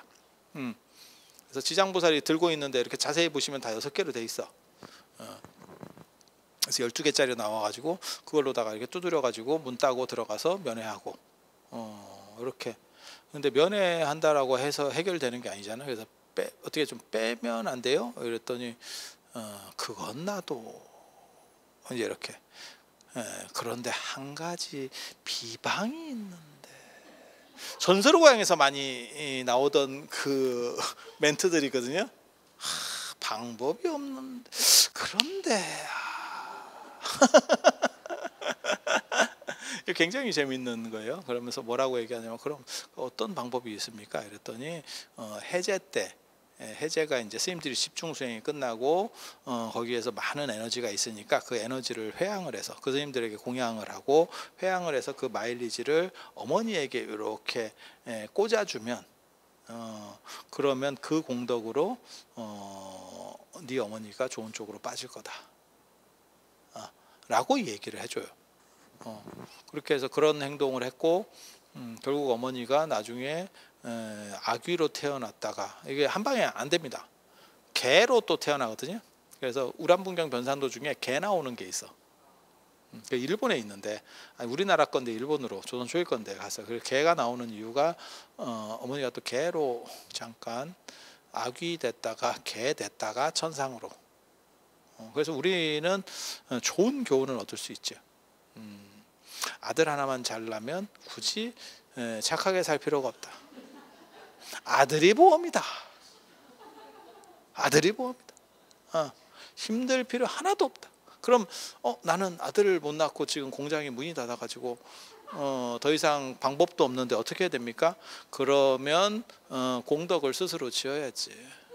자유롭게 살 수는 없고. 그리고 여러분은 괜찮아요. 왜? 여러분은 법인 카드를 받은 적이 없기 때문에 그렇게 뭐 폭풍 질주를 해본 적이 없어. 그리고 제가 얼마 전에도 제가 어떤 보살님 만나서 그랬는데 좀 재밌게 사실 일탈하라고 내가 이렇게 얘기했거든. 일탈. 저는 그런 걸 되게 권하는 사람이에요. 연세 부으신 분들이 일탈을 잘 못해. 너무 고정된 일 살거든. 그렇다고 남에게 피해를 주고 무슨 막 이상한 일을 나겠어? 뭐 하겠어? 그래도 어느 정도는 이렇게 일탈을 해야 내 주변이 환기도 되고 나도 좀 뭔가 새로운 관점으로도 볼 수 있고 이런 게 있어요. 그게 재미지. 맨날 다람쥐 쳇바퀴 돌듯이 이렇게 살 수는 없거든.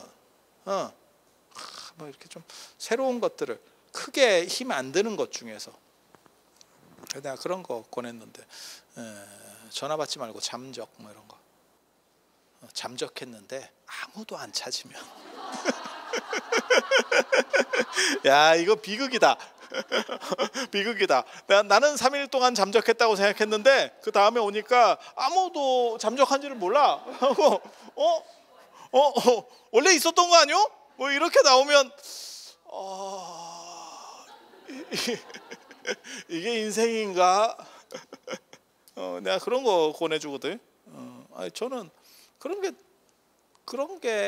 게 있어야 이게 이렇게 꾸준하게 이런 거는 재미가 없고 이게 이렇게 가면서 우상향해야지.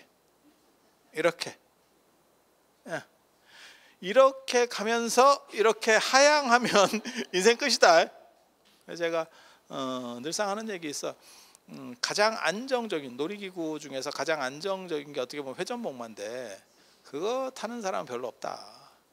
그래 안전하다고 하면 뭐 자이로 드롭을 타든지 롤러코스터를 타든지 이래야 되는 거지. 이게 인생이지. 회전목마 타면서 난 행복해요. 야, 그게 인생인가? 저는 과감하게 여러분들에게 얘기해주고 싶어요. 회전목마에서 내려와라. 그리고 아들이 있다면 청제 부인처럼 질러봐라.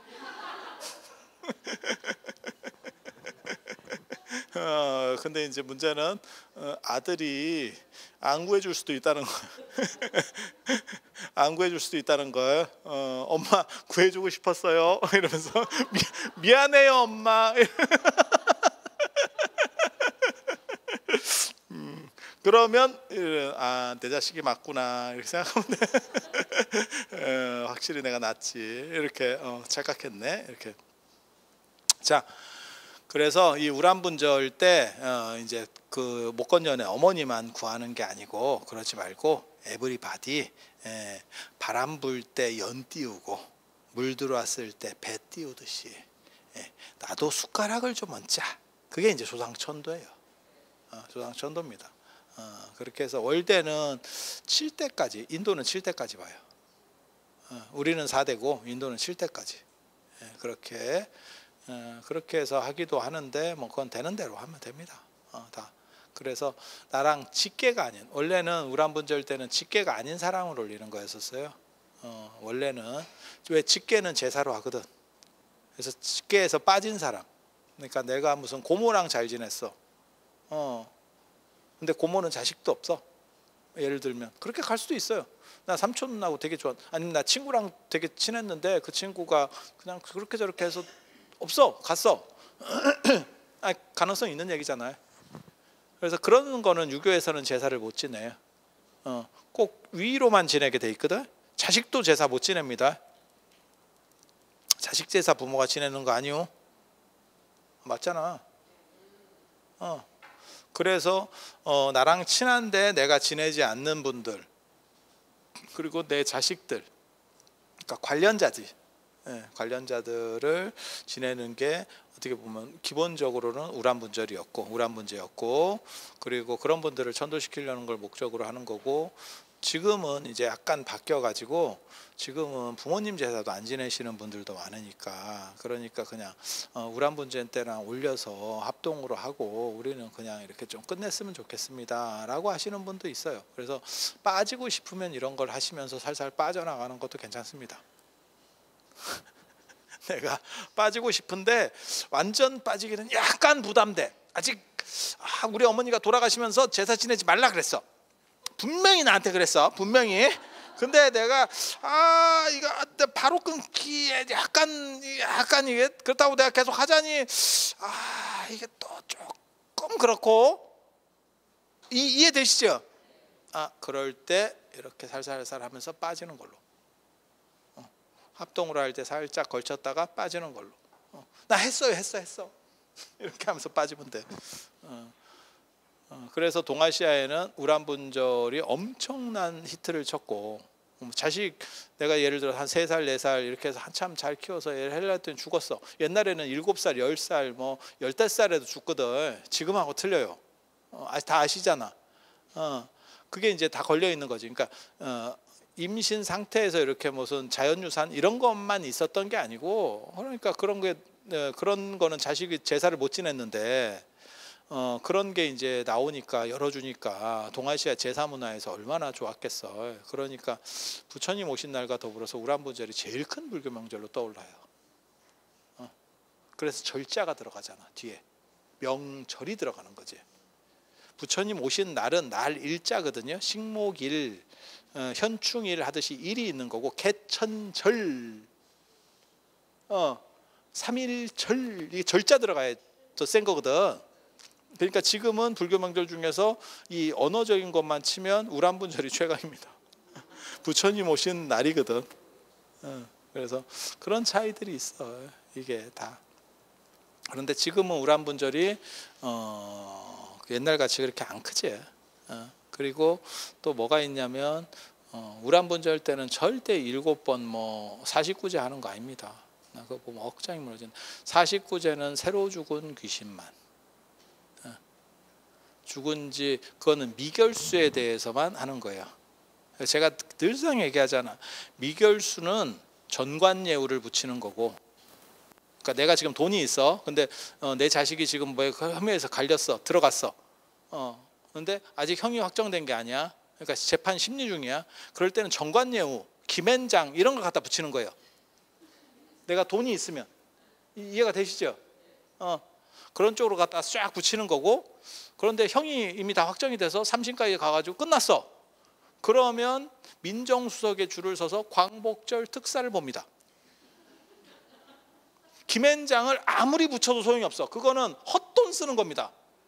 그런데 그래서 죽고 나서 유일하게 죽고 49일 끝나면 49제는 다시 할 수 없는 거예요. 그거는 그냥 헛제사입니다. 근데 이거를 해인사에서부터 뭐 한다고 이런 쓸데없는 거를 막 해가지고 49일을 하는지를 모르겠어. 이거 헛제사. 그래서 우란분절은 천도제예요. 천도제. 천도제는 원래 한 번 하는 거예요. 그러니까 49일을 한다라고 치면 7번 천도제를 한다라고 하는 건 가한데 49제는 불가능합니다. 세상에 49제를 죽은 오래된 귀신한테 한다는 거는 있을 수가 없는 일이에요. 룰 자체가 달라. 그래서 제가 얘기하잖아요. 아무리 대단한 배우라도, 영화 배우가 아무리 대단해도 신인상은 평생 한 번이다. 그게 49제예요. 나무 주연상은 10번도 탈 수 있고 100번도 탈 수 있어. 아카데미상도 마찬가지인 거고. 그게 천도제. 완전히 다르지. 그래서 불가능한 거예요. 그래서 이게 룰을 몰라가지고 이렇게 절에서 스님들이 하는 걸 보면 내가 보기엔 짱이 무너지지 진짜. 그걸 뭘 나한테 어떻게 하라고. 자기가 그렇게 하겠다는데 주지가 그렇게 하겠다는데 어떻게 하라고. 아니 향을 피우라고 해도 주지가 향을 안 피우겠다고. 어떤 절에는 향로에 종이를 덮어놨어. 향 피우지 말라고. 그걸 어쩌라고. 나는 그냥 있는 얘기를 해주는 거고. 그러면 향로를 빼든가. 안 피울 거면 뭐 장식품이야? 그래서 그거는 뭐 해당 주지가 알아서 하는 거죠. 그럼 어떻게 하겠어요? 나는 있는 얘기를 해주는 거고, 거기까지가 내 역할인 거고, 안 지키는 걸 어떻게 하겠어? 정부에서 만약에 예를 들어서 법을 바꿔가지고 스쿨존에 30km로 가, 30km로 가라고 얘기했는데 저놈이 40km로 가. 어쩌라고? 정부에서 그러면 그걸 뭘 어떻게 하라고? 그러니까 나한테 얘기해도 안 돼. 나는 그냥 있는 얘기를 해주는 거야. 그리고 내 얘기가 정답이에요. 막말로 얘기해서 이거는 다 답이 있어. 그러면 또 이제 또 그렇게 얘기하는 사람이, 부처님 당시에 그러면 이거를 했습니까? 천도제를. 그냥 지정신 아닌 겁니다. 지정신 아닌 겁니다. 자, 이제 저거 할 거예요. 다 끝날 때 돼서 이제 질문. 끝날 때 되니까 질문이야. 근데 한 300명 올라왔는데 이제 조금. 이게 끝날 때 약발이 받는구나. 그리고 49제는 바깥으로 제자입니다. 안으로 제자 아닙니다. 제사는 무조건 안으로 제자고, 유교의 제는 안으로 제자, 불교의 제자는 밖으로 제자입니다. 밖으로 제자. 그리고 원래 백중은 우리 어렸을 때 다 마찬가지입니다. 제가 출가했을 때도 다 마찬가지입니다. 백중 하루 했습니다. 그래서 언제부터 어떻게 기도하냐면, 보통 이제 기도가 들어가면 칠석부터 백중까지. 뭐 이렇게. 아니 7월 7일부터니까. 7월 7일부터니까. 그러니까 한 8일 정도 기도하는 정도. 뭐 이런 정도가 제일 많았고, 안 그러면 한 3일 기도 정도 했었고, 이렇게 했었어요. 그러니까 이거 지금 저 49일 하는 거 저 해인사에서 이상한 짓 해가지고 몇 년 안 된 풍속이에요. 없었어. 그리고 절할 때 손 뒤집는 것도 이거 옛날에 없었어요. 내가 참 몰라서 그래. 이거 우리 불교가 계속 그렇게 해왔던 거 아니오. 내가 이런 거 얘기하면 한도 끝도 없어. 그래서 덕분에 칠석이 없어졌어요. 칠석이 사라졌어. 칠석이 백중 안으로 들어가 버리는 바람에. 그리고 더 웃긴 거는 백중이 한여름이라서 7번 이제 음식 치르려면 모든 절에서 죽어나. 힘들어. 힘들어. 그래서 이게 과연 맞는 건가? 그냥 한번 원래 합동으로 하고 끝내는 건데 그게 더 안 맞나라는 생각 해봅니다. 아니 절마다 달라. 그러니까 7번 하는 절도 있고 입제까지 8번 하는 절도 있어요. 입제 들어가고 7번을 또 하는 거야. 생자로 깔끔하게. 그리고 한 번 하는 데도 있고 한 2번 하는 데도 있어요. 그러면 저 같은 경우는 어떻게 하냐면, 저는 한 달 전쯤에 시작해. 하고 한 2번 하고 쳐. 7번은 절대 안 해. 힘들어. 그리고 그냥 천도제를 그러니까 한 2번 하는 거죠. 그러면 왜 시작을 그렇게 한 달 전쯤에 합니까? 하루만 하면 아무도 없어. 아무도 없어. 그거랑 똑같아. 저 부처님 오신 날 연등꼬리표가 우리 옛날에는 한 음력 2월 정도쯤 풀었거든. 근데 지금은 정초기도 때부터 풀어. 그래서 내가 뭐라 그랬냐면, 야, 이런 식으로 가면 한 해 전에 등골이 펴 나가겠다. 이거 좀 재밌지? 참 인생이 좀 쓸쓸합니다. 씁쓸합니다. 그리고 제가 얘기하는 거는 뭐 절에 가서 따져라 이런 거 아니에요. 알고 있어라. 알고 있어라. 그리고 늘상 제가 말씀드리는 거 있어요. 알고 있고 내가 바꿀 수 있는 위치에서 바꾸는 거지, 내가 하기 싫을 때 말을 하면, 제사도 딱 그런 거거든요. 내가 밑에서 바꾸는 게 아니고 내가 위에 갔을 때 바꾸는 거예요. 내가 어떤 원리를 안다 그래서 어른들이 하고 있는데 그거를 바꾸려고 하면 싸움이 퍼져. 싸움.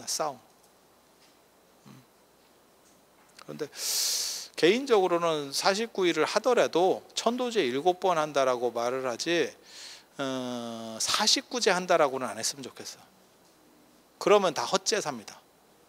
헛제사면 안 하는 거랑 똑같아요. 그리고 이거는 더 잔인한 얘기를 해드리면 안 하는 것보다 못할 수도 있습니다. 과공은 비례라고 지나치면 부족한 것만 또 못해요. 원래 세상에 예라고 하는 건 원래 그런 거예요. 적합하게 맞추거나 그런 거지. 제가 그래서 얘기했잖아요. 설에 세배하는데 아버지를 존경해서 2번 절하면 발길질이 나온다니까. 그건 그렇게 하는 게 아니오. 그래서 이런 걸 보면 참 너무 슬프지. 그래서 막 프랭카드까지 걸어가지고 백중 49제 막 이렇게 좀 슬퍼. 근데 이런 얘기를 많이 해주는데도 안 고쳐지는 게 더 좀 안타깝지. 내가 얘기해줬잖아 전에. 천도해서 가면 카톡을 보내라고. 그래야 후손들이 알고 다음 백중 때 뺀다고. 근데 어른들이 가면서 카톡을 안 보내니까, 어른들이 가셨는지 안 가셨는지 모르니까 후손 입장에서는 누구를 빼기가 참 애매하거든. 그냥 계속 올리는 거예요. 그래서 여러분들 가실 때는 꼭 카톡을 보내. 나는 가니까 더 이상 저거 보내지 마라, 올리지 마라. 꼭 보내 카톡을. 그래서 죽을 때 관에다가 스마트폰을 넣어주는 걸로. 근데 스마트폰을 뭐 좋은 생각이야. 스마트폰을 넣어주면 그게 돈이 비싸잖아. 그러니까 그거보다는 그냥 싼 맛에 백중 올리는 게 싸겠는데, 내가 살았을 때 계속 백중 올리는 값을 더해도 스마트폰 넣어주는 것보다 쌀 것 같은데? 화장은 제사를 안 지내는 거지, 이거는 제라니까. 다른 거라니까. 그러니까 49제나 이런 거는 원래 화장한 사람 용이에요. 절에서 그럼 계속 49제나 이런 거를 화장한 사람에 대해서 지냈겠지. 매장 비율보다 화장 비율이 더 높았지 않았겠어요? 절 안에서는. 그러니까 밖으로 제자는 화장하고 무관하다니까. 내가 그래서 화장하면 제사 안 지내도 된다 그랬더니 어떤 또 무식한 스님이 뭐라고 얘기하냐면, 화장하고 제사하고 관계 없다는 거요. 뭘 관계가 없어? 네가 무식한 거야. 그리고 절에서 그러면 제사를 안 지내야 돼. 그 제사가 아니라니까. 49제 천도제 이런 것들은 다 밖으로 제자야. 그리고 그거는 화장과 무관해. 원래 화장하고 하던 애 의식이야. 인도에서도 그렇고. 근데 그거를 유교 제사하고, 그러니까 기본도 모르면서 입을 털어. 야, 나와서 얘기하려면 기본은 알아. 나 배운 사람이라니까. 걔 하고 싶으면 해. 개랑 관련된 그런 반려동물과 관련된 가장 어떻게 보면 밀접한 게 불교예요. 불교는 모든 잘 나가는 보살님들은 다 반려동물이 있어. 그래서 내가 전에 신문에 글도 썼는데, 자 봐봐, 보현보살 코끼리, 문수보살 사자. 야, 이거 반려동물로 약간 다 부담스러운데. 지장보살 개라니까. 지장보살 개. 그래서 지장보살이 어떻게 보면 우리나라 반려동물, 전 세계 반려동물의 어떻게 보면 시조격 인물이에요. 그래서 내가 원래 또 지장보살 전문가잖아. 왜 지장보살에게 개가 들어가는지에 대해서 내가 잘 알거든.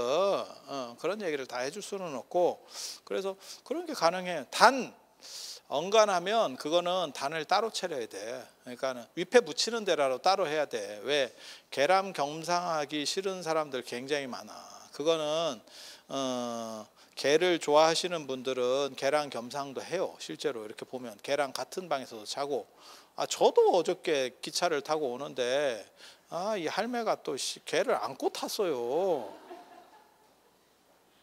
아니야, 기차나 대중교통 안에서는 개를 실을 수는 있지만 그거는 개 집에다가 딱 이렇게 실는 거에 실어서 위로 보관하게 돼 있지, 안고 타면 안 돼요. 이거는.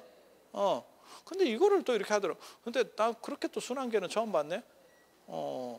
그 주인보다 훨씬 정서적으로 안정이 돼 있어요.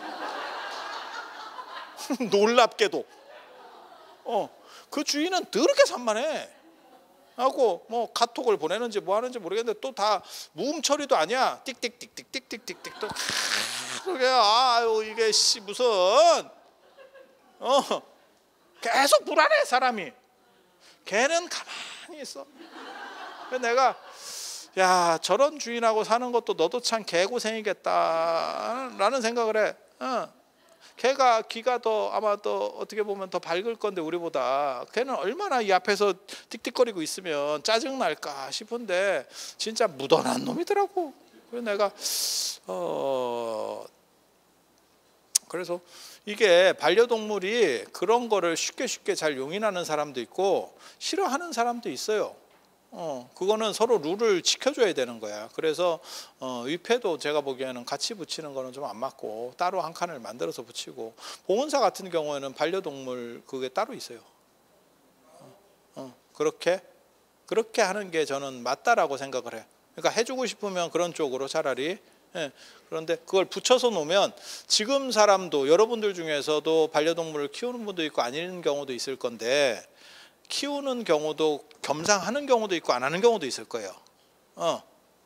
그런데 싫어하는 사람은 또 되게 싫어할 거고, 그 다음에 여러분들 조상님들 정도면 이게 무슨 개 같은 경우래 딱 이렇게 나올걸?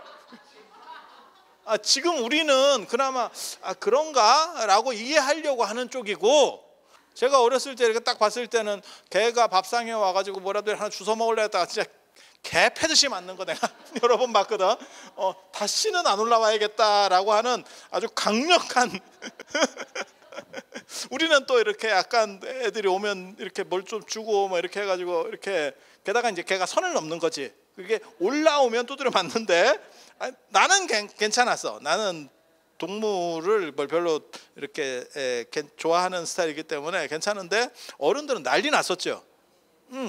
아니 우리 주변에 있었잖아. 그래서 지금 제사를 지내는 게 여러분들을 지내는 게 아니고 사식구제나 이런 것도 영단을 차리는 게 여러분을 차리는 게 아니라 여러분 조상님들을 차리잖아. 그러면 그분들 입장에서는 이해할 수 없는 구조일 거예요. 그러니까 아예 따로 하는 게 맞을 겁니다. 그래서 오늘 이런 정도 하고 그래도 350명.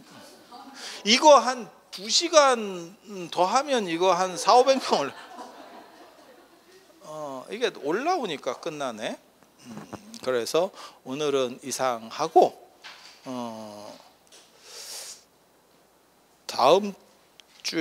다음번에는 아미타 부처님 기도와 관련된 이야기. 아미타 부처님은 누구인가?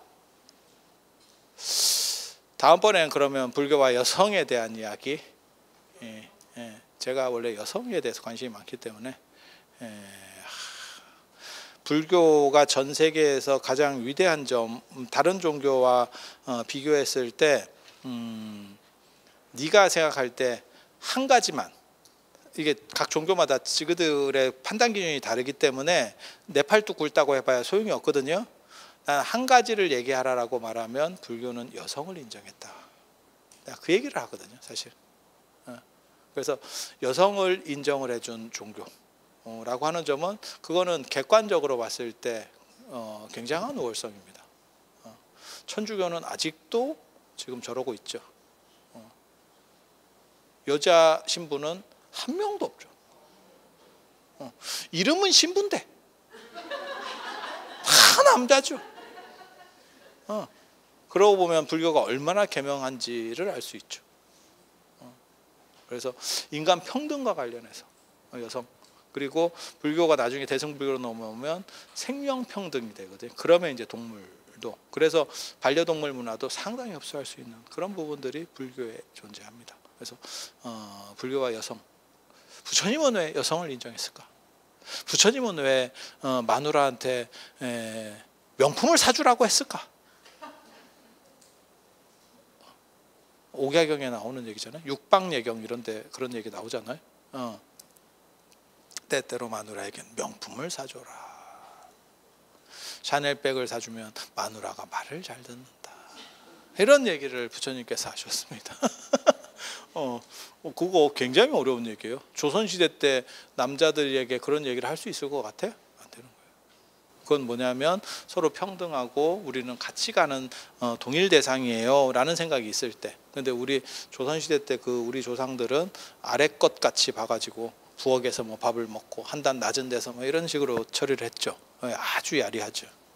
그래서 그런 여성에 대한 이야기, 부처님은 왜 부인에게 샤넬백을 사주라고 했을까에 대한 이야기를 해드리도록 하겠습니다. 들어주셔서 감사합니다.